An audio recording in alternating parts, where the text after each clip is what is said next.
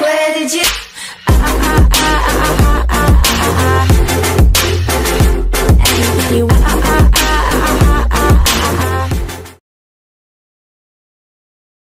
Peggy 16.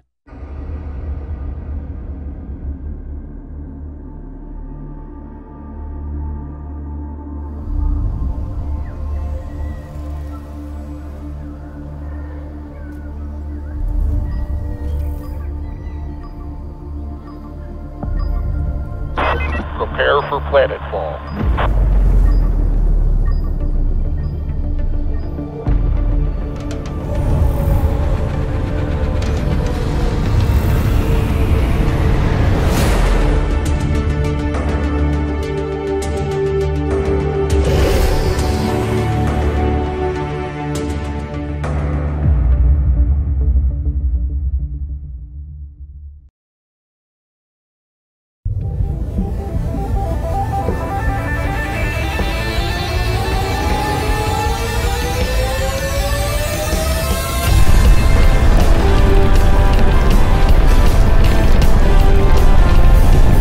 Listen up! It starts here. This is where we rebuild the Star Union. First reports say no activity in sight. Guess you won't get a chance to try those new cannons after all.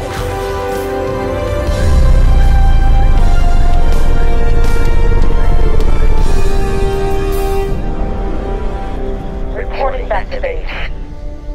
Incoming hostile activity. Everybody, we're heading out. After 200 years of cryo-sleep, you better have a lot of energy.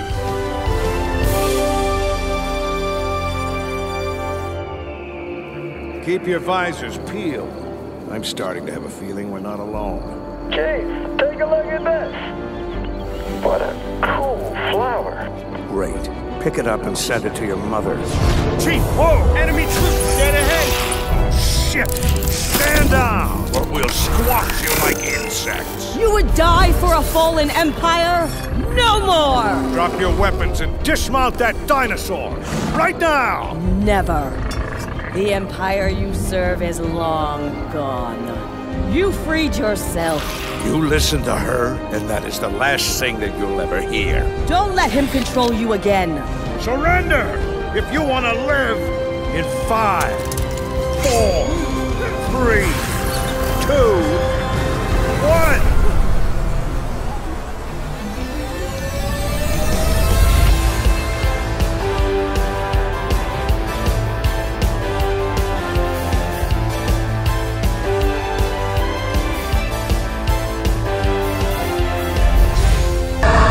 Vanguard originate from the expeditionary forces and colonists sent out to claim new worlds beyond the frontier of the Star Union. As they arrived at their destination and awoke from their cryosleep, they discover a galactic cataclysm has taken place during their long journey, and the Star Union has collapsed and is no more. Now the Vanguard need to utilize all their combat and survival skills for the showdown with the unknown forces that brought down their empire and re-establish the Star Union. As the Empire's expeditionary force, the Vanguard are kitted out for the creation of bridgeheads on distant planets. These same skills are ideal for resettling the worlds of a collapsed empire. To do this, the Vanguard have units and colonists strong enough to be able to fend for themselves. They also have frontier policies that can provide extra food, and they can use their garrisons to boost production in their colonies. The Vanguard might seem like a specialized offensive military faction, but they also have diplomatic tools at their disposal. For example, one of their doctrines, called Hearts and Minds, increases rewards and influence when performing quests for native populations, while the doctrine Big Stick Diplomacy allows the Vanguard to leverage their military might in diplomatic interactions. Both make sure that the Vanguard can make their presence known on each planet they want to claim for the Star Union. The Vanguard represent the all-round military force of the future. ranging from troopers carrying assault rifles and grenades to heavy laser tanks and walkers carrying missile artillery, with gunships providing close air support. On the field, the Vanguard has a wide variety of ranged options available to them. They can set up firing lines and overwatch zones to encourage the enemy to come to them. Or use fast units like the Valkyries and the assault bikes, with which they can outflank enemies.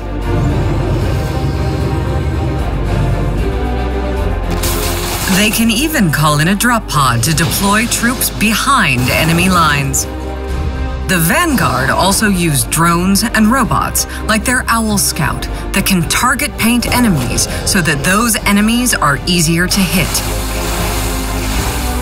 Or send out the cute PUG, the Robo-Dog, that can heal, rearm, and smokescreen other units.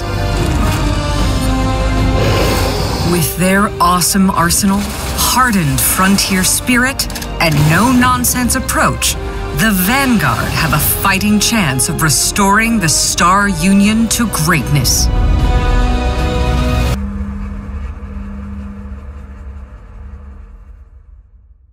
The collapse of the Star Union broke the chains of the enthralled Kirko, and the former slaves now swarm free. Destroying their way of life and breaking their hive mind did not break the will of the Kirko. Once the Star Union fell, the Kirko quickly rose to power on several worlds through hyper-evolution and pillaging their fallen master's technology. The Kirko's hives grow quickly, allowing them to rapidly colonize new planets. Their units regenerate health quickly and develop mutations like cloaking carapace armor that can conceal them on the world map. To protect their territory, they can use Call of the Hive to spawn extra troops when they are threatened, and Noxious Bombardment to poison their enemies on the world map. They can also spawn emergent larvae, which, should those larvae survive, will morph into stronger Kirko units. This, coupled with the fact that the Kirko have strong regenerative powers, can turn them into either a threat or a valuable ally on any contested world in the galaxy. The Kirko have a choice to make: retribution or reconciliation. Will they forgive the past transgressions of the other factions, or deliver violent justice to even the scales? Both options are available in the tech tree, and both offer powerful benefits depending on the choice of playstyle. In combat, the Kirko favor melee and units that operate in groups, as they get a defensive bonus when units are positioned adjacent to each other, called Swarm Shield. This ability helps their melee units take less damage when charging forward into ranged attacks. The Swarm Shield can be strengthened by going down the Kirko's bio-themed research tree. The Kirko field units, such as the Frenzied, a mainstay of the swarm that can not only rip enemies to pieces with their claws, but can also utilize its area of effectability, Battle Vomit, that fills an area with corrosive acid. The Ravenous, a huge melee unit that can devour humanoid enemies and then hatch new Kirko larvae on the battlefield. The Tormented. Some Kirko still suffer from being ripped from the hive mind, but the Tormented turn this pain into a weapon by projecting their hatred into their enemies, breaking their minds with psionic attacks. The Unleashed supports the Hive as a low-flying scout, while the Abyssian can tunnel unnoticed across the battlefield and encase the enemy in wax cement.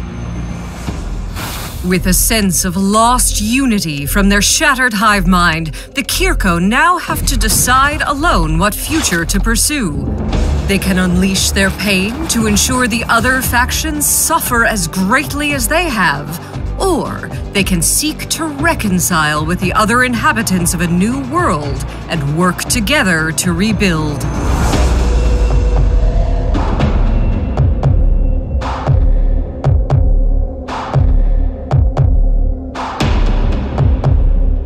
The Dvar evolved to survive and profit.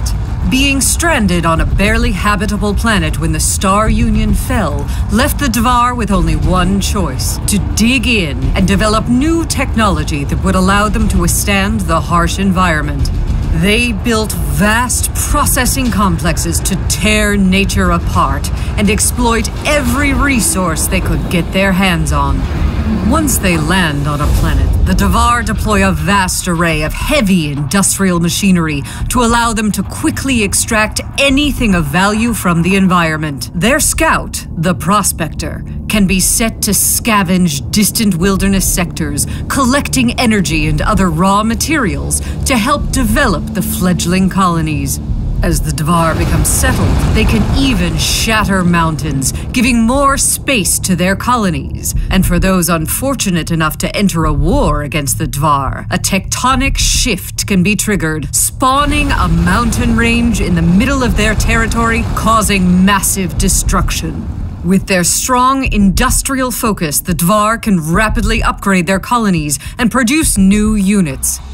When it comes to combat, the Dvar favor explosive weapons, a tech group that is exclusive to them. Their technological know-how has helped them develop smart weapons that avoid friendly fire, which is useful considering explosive weapons tend to have a large area of effect. The survival suit that gave the faction its name, the DVR, can be equipped with several unit mods, such as super-powered pistons that increase melee attack power, and the reactive kinetic battery, which absorbs energy from incoming attacks and blasts it back out against enemies. Amongst the Dvar's combat units, you'll find the rocket artillery, which sends a devastating volley of rockets in a large area of effect. Several heavily armored vehicles that will plow right into enemy units in order to damage them. The Sapper, which can tunnel towards an enemy and trigger a seismic charge which staggers nearby units, while at the same time destroying any obstacles they were using as cover. The Trencher, a unit that can build its own cover on the battlefield. And the Earth Crusher, a massive industrial complex on wheels. It can pull enemy units towards it with a tractor beam and then process them using ore-crushing machinery. Now that space travel is once again available for the Dvar, they are ready to start operations on other profitable worlds. Heaven help anyone else caught in the path of their march of progress.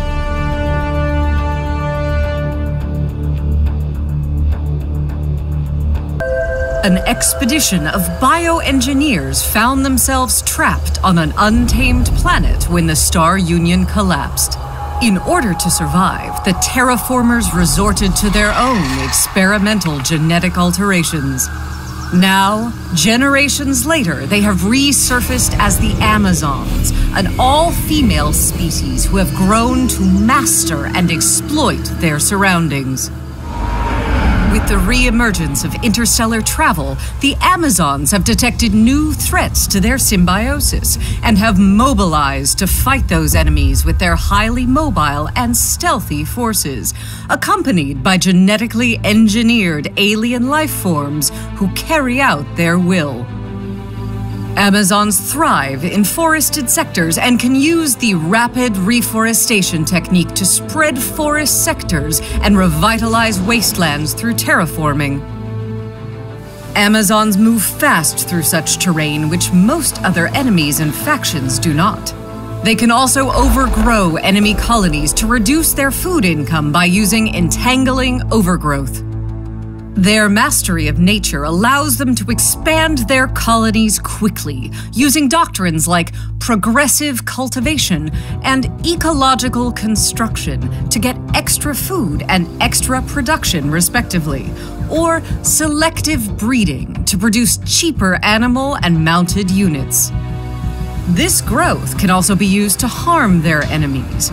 Introduced predators will spawn a nest of genetically modified beasts in target sectors.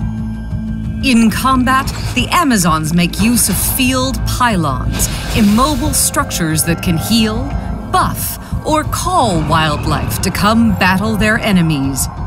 They have a wide variety of units based on their mastery of nature, like the Huntress, a camouflaged unit with an energy bow equipped with 2 different arrowheads for more versatility on the battlefield. The Shrike, an alien bird that acts as a scout with a laser repeater cannon to keep other aerial units at bay. The Arborean Sentinel, a genetically constructed plant-like creature that can entangle enemies. The Biomancer, capable of scanning life forms for weaknesses.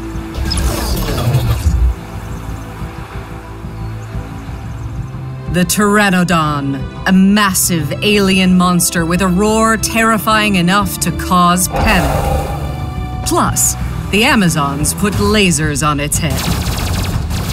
So there's that.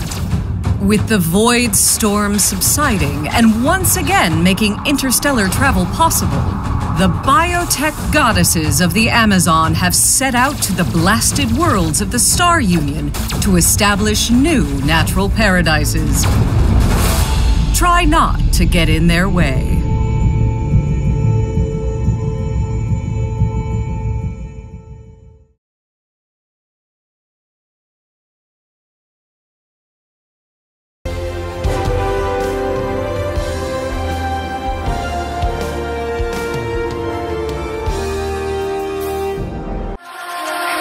Where did you